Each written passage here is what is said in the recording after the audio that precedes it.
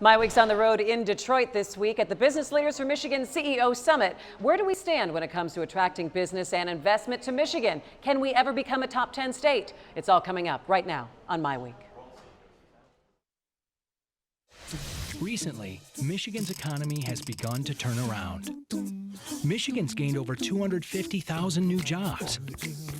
We've paid off $20 billion in long-term debt.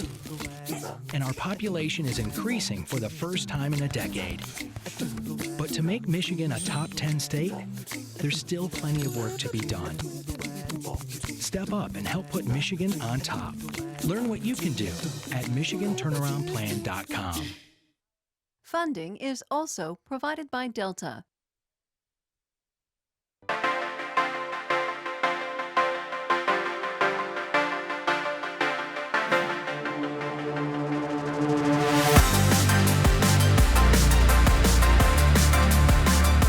Hi there and welcome to MiWeek. Thanks so much for joining us. I'm Christy McDonald. We are coming to you today from the Business Leaders for Michigan CEO Summit at the Weston Book Cadillac Hotel in downtown Detroit. The gathering brings together top executives from business and higher education, along with policymakers and community leaders to talk about creating a healthy economy in the state. So coming up on this edition of MiWeek, we'll take an in-depth look at Michigan's current business climate and the forecast for the next few years. Plus, we will analyze the many reforms taking place that impact the state and the city of Detroit's economic growth.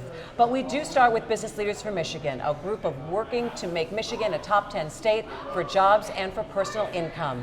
What will it take to reach that goal? And where do we stand today? Here to help answer these questions is the president and the CEO of Business Leaders for Michigan, Doug Rothwell. Doug, it's good to see you. Welcome back to MiWeek. Great to see you. All right, and as always, we have our contributors here with us, Nolan Finley of the Detroit News and Stephen Henderson of the Detroit Free Press. Another successful CEO Summit for you again this year, Doug. Yeah, you know, this event has really taken off. I mean, it started about 4 years ago. We didn't really know what to expect, but we were trying to fill a void, Christy. We felt that there needed to be kind of a half-day session where people could learn not only how to improve the state, but also their own organizations and businesses. Because our philosophy is, look, if all the businesses and organizations in Michigan are strong, the state's going to be strong too. And we've put together, I think, a program that really is unique, and it's great that it's here in Detroit. All right, I think the bottom line that people really want to know is, how is Michigan doing right now? Well, in one word, I'd say better. We specifically, I think, have done a great job improving the cost competitiveness of Michigan. And you know, you go back to all the corporate tax climate changes that we've made, the fact that we're phasing out the personal property tax, a tax that is really a burden on people that want to invest in this state. Those are all really good things. And if you look at the numbers, we're now either average or above average on most of those metrics.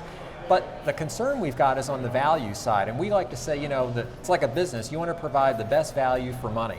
And Michigan's doing a pretty good on the cost side, but not as well on value. And we can talk a little bit more about what some of those things might mean. All right. Doug, is that a policy challenge? We've changed a lot of policies. As you mentioned, the state is growing. We've certainly come a long way since the lost decade.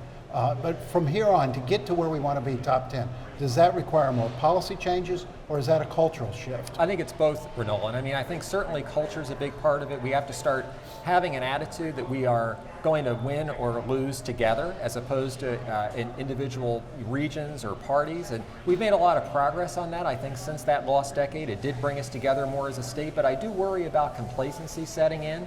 I think we have often in Michigan, our biggest mistake has been we look at the progress we've made relative to how we've done in the past, not relative to how that compares to other places that we're competing with. So we like to talk about our growth rate, for example. Well, that's good, but it's not so good when you say, well, in absolute terms, we're still average or below average on personal income, on jobs, GDP, the measures that you most care about in terms of your competitiveness. So what's on your policy wish list? Well, we basically say at this point there's 3 or 4 things that we need to do. We've been saying for a long time, talent is the big issue that businesses care about. More and more jobs are going to require an education beyond high school. We are, at this point, not doing a good job in Michigan fulfilling that need. We may be doing better, but other places are doing better faster than we are to get there. Second is that you need to have a strong economic development effort. Other states are taking advantage of this great economy. They're investing more in their economic development programs. In Michigan, we have been cutting those budgets, and that we think is the wrong thing to do. Third is we have great assets in Michigan, our engineering talent, our auto industry, our natural resources, but we we vacillate from election cycle to election cycle, whether we think it's important to have some core things that we focus on and invest in or not. And all of that comes back to your first point. It's about cohesion, it's about a common vision and strategy for the future that we need everybody to embrace. Talk about that investment agenda. Everyone was really gung-ho when we were cutting taxes and people were getting more money in their pockets than before. People are less enthused about things that will cost us more, and roads, of course, comes to mind. The frustration that the governor has had for 4 years trying to get something through. We finally get a deal and it's sort of a mess. It doesn't really invest the way we would like it to. How do we get to the place where we can talk about investment in a mature and sort of embracing way in Michigan? Well, I think first of all, we got to do a better job at educating and making people aware of what an investment gets you. I don't think we did a very good job with that with roads. I think we were so preoccupied with what it would take to fill the potholes and fix that problem, as opposed to, we didn't really make an investment in our future. Mark Murray, one of my board members, says it really well. He says, do we want to be a state of 12 million, 10, or 8 million people? And I think we want to be a state of 12 million people. We want to grow, but we're not going to be able to grow if all we're doing is worrying about fixing potholes to keep us from being a state of 8 million people.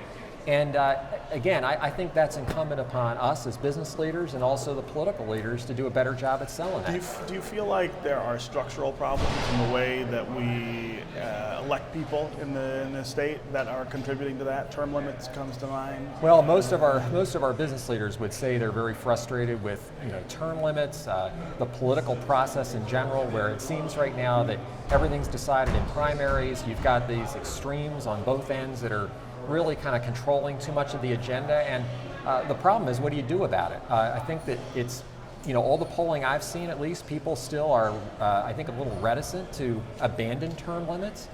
You could argue that, look at the last few years, we have made a lot of progress, and that's been with term limits in place. So I don't know, Stephen, but I think if you ask business leaders, they would say there are issues that need to be fixed. Let's talk a little bit about perception, because you talked about infrastructure and the fact that the roads deal, they tried to get it done for 4 years and we ended up with something that's not making everybody happy anyway. Higher education, the funding for that has been cut a number of years in a row, and also we're talking about the cuts to the MEDC. So how does that make Michigan look to the rest of the country or to businesses outside of Michigan who are perhaps thinking about investing? How does this make us look to everyone else? Well, again, I think it goes back to, we can't be satisfied with the fact that we've had a pretty good run here the last 3 or 4 years. I mean, in business, it's what have you done for me lately?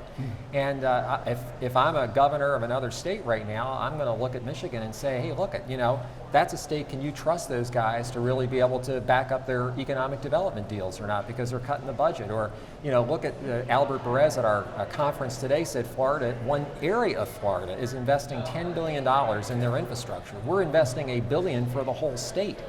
And these are things that, again, I think if you just measure our progress by where we've been in the past, $1 billion sounds good. But if you look at it compared to what other people are doubling down on, that's what concerns us. Well, Doug, we cut business taxes, we changed regulations, made this a more business-friendly state, and we've seen some growth over the last few years. Now you have some labor unions out there circulating petitions to raise the business tax by $1 billion or so. What would that do to the business climate? It would be horrible. I mean, it would undo virtually all the progress that we've just made. I mean, again, it goes back to, you want to be a state that business feels they can trust, they can invest in for the long term. They're making billion-dollar investments, and they need to know that they're going to be able to get a safe return on that investment, and over not just a year, but 10, 20 years down the road. And every time in Michigan we get to this point again where we do better, we get a little complacent, we say, oh, well, maybe we don't have to do this kind of hard work as much anymore. And I think you see it with proposals like that say, well, economy's better, why not raise corporate taxes? But the reason that the unions feel that way is because their members haven't benefited from the giant tax breaks we gave to business 4 years ago. I mean, it's not showing up in people's paychecks. And so I think the question becomes, how do you make this matter to everybody, not just business? Yeah, Stephen, we really are concerned about the rise of personal incomes. I mean, that's one of the big things we think we need to address, and it's a reason why we're so strong on supporting education and higher education in particular. We think that really is the way to break through that issue, but I wouldn't say that we haven't seen anything come through from the tax changes that were made. I mean, we've grown over 400,000 jobs in the state, and so maybe incomes didn't go up as much as we'd like, but we did recapture about half those jobs we lost during the lost decade as well, which is important. I want to talk about the funding that was cut from the MEDC. How does that mean that the MEDC is going to function now? It lost about 25% of its budget. Right. Well, I mean, it's going to just have to do less. It's not going to go away. The MEDC is still a great organization. They've got a lot of good people there. But what it does is it inhibits their ability to be consistent in terms of the strategies and programs they're supporting year in and year out. So let's take an example. We went in the last 5 years from having a lot of tax credits that we could use to incent business to locate here to having none. We went to cash-based incentives. Okay, but that means then, are we going to be consistent in terms of the level of support we provide to do that or not? We haven't been. We've been up, down, and so it's difficult if you're at the MEDC and you're trying to cut deals to bring business here. What do I have to work with? What can I do to help my local communities be able to really make sure that these projects happen in our state? Just briefly, Doug, you're back from Israel, a group of CEOs went there. What did you learn? You hear about Startup Nation. I mean, that's the book that's been really popular. I think really has branded Israel, and actually a little branding like that would be helpful for us. I actually was not feeling as though they had any more of a startup nation than we did. I think there's a lot of great success stories in Michigan. What I did see, though, is back to the cohesion and culture. Partly because a country that's been under attack, they feel like they're all in it for one. It's all in for one. There's a feeling of urgency that, again, combats that complacency that we talked about for us sometimes. And the other is I think it's a sense of government can be a force for good. They need it to be in a place like that, but I think sometimes here in Michigan we have an ambivalency as to whether government is on the right or wrong side of being able to get the job done. And I would say we don't have a choice. It's got to be on the right side. In this world that we're in today, let's not make it the enemy. Let's get it right. Let's get the right policy, but let's not fight it either. Last question before I let you go. We are here with you about a year after Detroit has emerged from bankruptcy. How crucial is Detroit's continue moving forward to the health of Michigan? Well, a couple of our speakers said it today. I couldn't agree more. It is the story for Michigan. It is the biggest, strongest selling card we have right now in terms of changing perceptions of this place. We need it to continue. We need to make sure that nothing gets in the way of this turnaround success story. I don't see anything getting in the way right now, but it's the biggest thing that we've got going. All right, Doug Rothwell, CEO of Business Leaders for Michigan. It's always good to see you. Great. Well, Doug really gave us a lot to think about where Michigan is right now, where we need to go, and really this idea that we're a little complacent right now in the state of Michigan. Do we think things are okay, and for Michigan, it's pretty good, we don't need to do anything? So I'm going to bring the guys back in here. What are your thoughts on that, Nolan, that a perception that, you know what, we're kind of okay, that we don't need to push anymore? It's a little sobering. I mean, we feel like we've come, because we were so far down, that we've come a long way back from that lost decade, and I'm afraid we're a little too easily satisfied. That Why we're do not you pushing think ourselves. that is in Michigan? Well, but I think because we were so bad, and it's not as bad as it was, and now we have to do some really hard things to get to where we need to do and be. And Doug laid some of those out, and it's like, it's better, and so we don't have that same sense of urgency, that same sense of drive that we had when we were at the bottom. We're also quick to ignore, again, the people who are being left out of this recovery, and there's a lot of people in the state of Michigan. I mean, the business taxes swelled business profits, and that was the intent of that, right? Is to give them more money to be able to reinvest in the state. Well, they're reinvesting it in ways that don't affect people's incomes. They are hiring for jobs that are paying less. They are cutting back on benefits and things that people need, and so you've got an entire class of people who are looking around saying, what recovery?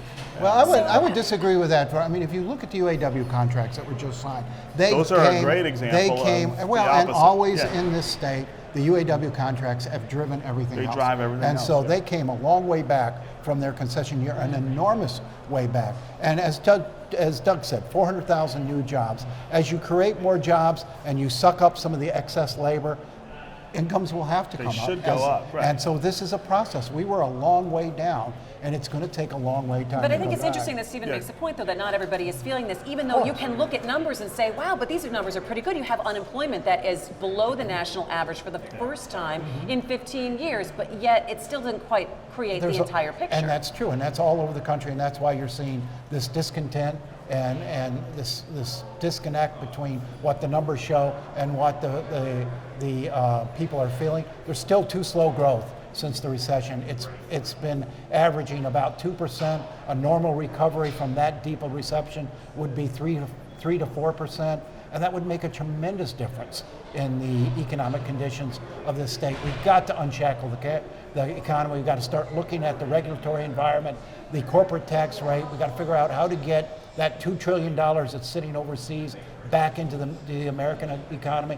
We do have to do pro-growth policies. And I think people support that because they want businesses to come here and they want to be able to benefit from the jobs that would come here. But they also are looking, Stephen, at some of the tax incentives that now are coming back to roost that the state is going to have to pay off, and in long term that it is impacting our budget. Right, it's impacting the budget, and the people who pay for it, again, are the people at the lower end. If you look at the Department of Human Services, for instance, and the hits that it has taken, not just during the Snyder administration, but for the 8 years prior. I mean, we're spending so much less trying to take care of kids in child care centers, kids in foster care, the kind of social services that gird economic growth. Look at our schools.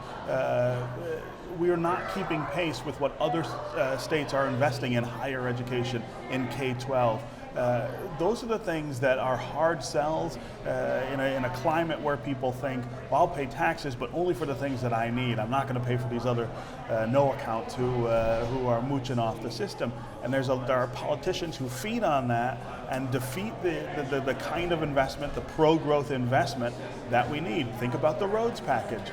We need $1.2 billion more for roads. Why would you take it from services that are already underfunded as the way to do that? And I think we can all agree on that. We're paying for policies and mistakes of the past. For a long time here, we chased jobs, we chased investment by running around with these tax credits and tax breaks and giving some here and some there, instead of having and incentives for business just to stay here. Yeah, just stay. Sure. So instead of giving a cohesive strategy to get a competitive policy in place for everyone, you know, we were giving this one this and this one that, and now we're paying for those mistakes. We will be for a long time. So do you see, I mean, so how do we look then as a state right now, Nolan, do you think? I think Doug had it right, better. I think falling behind still. Even though, you know, and we're not saying different things, it is better, but we still are not keeping pace with the growth that you're seeing in other places. All right, I want to turn now to the city of Detroit. The city almost 1 year out of bankruptcy, but a new report indicates there are still some big problems with the property tax system. The Lincoln Institute of Land Policy found that many properties are still overassessed, resulting in a tax delinquency rate that is higher than many other major cities, and fixing this problem is vital to Detroit's financial future. It's down from that 50% of delinquency. They're looking about 30% now, Nolan, but that is still much higher than other places in the country. And you know, Mayor Duggan has said this is a priority, and I hope he acts on that. People will pay their taxes if they feel their tax bill is fair, and if they feel like they're getting the services their money is paying for. The people of Detroit have been way over tax burden in relation to the services they're receiving. We know the assessments are way out of whack, and I think he's got to accelerate this process of rationalizing assessments, and as well as improving services so people feel like that's money well spent. I guess how much money would it take to accelerate that process? Because I know that they're looking at making everyone the reassessment by 2017, but it does feel like a long time to wait when you are going to be dependent on that revenue for this city. Yeah, you can't go too fast because you blow a hole in the plan of adjustment and send the city back into financial crisis if you don't also raise values at the same time that you're reassessing homes. And the Duggan administration's focus so far has been on how to raise values. One, eliminating blight in neighborhoods. Two, taking houses that can be saved, rehabbing them and trying to sell them to people at market rate so that resets tax values and real estate values, and then now trying to bridge the mortgage gap. I mean, you still have this incredible phenomenon in Detroit where if you want to pay market rate for a house in the city, almost no bank will loan you money under a conventional mortgage. We got to get some federal relief for that, because these new rules on banks very tight. They're too tight. If you've got someone willing to sell a house for X amount, someone willing to buy it for that amount, and the bank, because of all of the Dodd-Frank rules, says, I can't go there. I can't give you that much money, and it's killing places like Detroit in particular. But I mean, the key here is raising demand for housing. You've got to create more buyers than sellers, and values will come up. But you've got to get somewhere close. You got to stabilize neighborhoods. You do. To be able to do that. Of course, you got to everything at once. But you've got to get somewhere above that 90% mark for paying property taxes that you see in the suburbs and elsewhere, because the city needs that revenue. Do you feel, though, that the fight against blight, though, it's such a moving target, because one neighborhood that you might think, okay, we've got a handle on this right now, it can turn. Is that also some of the challenge that they're facing? Well, I mean, I think the challenge that they're facing is all of it, right? They've got to do everything at once, and that's one of the big problems in Detroit is when you start focusing on one problem and you solve it, what you find behind it are 15 other problems that are at least as big, if not bigger. And this is a really good example of that. He's got a plan to deal with these things, but it can't happen overnight or by attacking one spot or another. You got to do all of it. All right, well, we cannot leave the show without talking a little bit about Lansing, and that long-awaited road funding deal is gone, but Republicans, Democrats still have, they've turned to fighting each other. Among them, whether to get rid of the checkbox on straight ticket voting on election ballots. I thought this was very interesting that came up this week, and we'll talk about a couple of other things that is percolating in Lansing. But Nolan, I'm going to start with you. Why would Republicans go after this now? People say, is this retaliation for not getting any Democratic support on road funding? Because it would impact Democratic voters, because they're the ones that usually do a check-the-box straight party ticket. They didn't care. They didn't want any Democratic support on the roads. This has been percolating for a long time. Michigan is one of only 6 states that allows straight ticket voting. The Republicans feel it gives, since there's far more Democratic straight ticket voters, it gives Democrats down the ticket particularly an advantage in those statewide ed board races, etc. I think it's more trouble than it's worth in terms of the races it's going to affect, but it was a priority of theirs, and it has been for a long time. Well, and they also changed when the Oakland County executive position would be filled from a general election year to a governor's election year. I mean, it smacks a little bit of politics. It does. It's self-interest, but I'm always skeptical of when lawmakers want to change the rules for how they get elected, right? I mean, that should be your first sign that something foul is afoot. Let the people decide how they want to vote. I'm not a fan of straight ticket voting. I think it's sort of lazy. You pull that donkey's tail when you go in there. You know you do. I never do that. But you should have the right to do it. I mean, why should, if people in the state want to have that as an option, who are the lawmakers to say that you don't? 40 other states have but they've rid chosen of it. Not to have it. I mean, we've chosen to have it here, and we did eliminate it at some point. Voters said we want it back. Which again is you got to look at this. They also put what did they put in there so that they could not vote on it? Right. Yeah. Well, that was the sleazy part. They put that $1 million right. as if we had $1 million appropriation to spare. To train people not to straight ticket vote. It's just silly. It's just silly. I mean, let people decide how they want to vote, how they want to choose their legislators. If they want to do it that way. All right. Well, they are now taking a break, a much-deserved break, going into the Thanksgiving holiday, and they'll be back in December. They've got a couple of things to look at. No, they're off for deer hunting, I think. Are they off for deer hunting? What is that? 2 weeks? I got to get a job in the I was legislature. just going to say, why don't I have this job? They're way before Thanksgiving they get the hell out. Yeah. Which is no the TPS. reality. I want deer hunting off. Which the reality is they're a part-time legislature, and yet we treat them and pay them like full-time. I mean, we're still pushing that part-time. Hope to get on the 2018 ballot with it. Fix this thing. All right, so a couple things we're going to have to take a look at would be Detroit schools. We're still waiting for that proposal to come forward. Are we going to see any major movement in December on that? Well, Ingrid Jacques broke the story today that in a column in the Detroit News that they've pulled it. They hope to come back in December. I would doubt it comes back until after the first of the year. They've got so much pushback, so much opposition. The key part of this plan to raise, what, 715 million to erase Detroit's debt. There's absolutely no support for taking that money out of the school aid fund. So where do you get it? All right, last word. And again, this is the consequence of not having disciplined the troops for the road funding bill. If you had come out of that with a stronger solution that people were happier with, I think you would have some credibility and capital to spend on things like Detroit schools. The governor didn't get it done, so he may pay the price. All right, we're going to watch what happens there. That's going to do it for my week, guys. Wasn't this fun hanging out Oh, at the it Book was a Cadillac? big time. I have to get you out of the office more often. We're on Facebook and Twitter during the week, so make sure you connect with us there. I am Christy McDonald. For all of us at Detroit Public TV, we'll see you next week for My Week. Take care.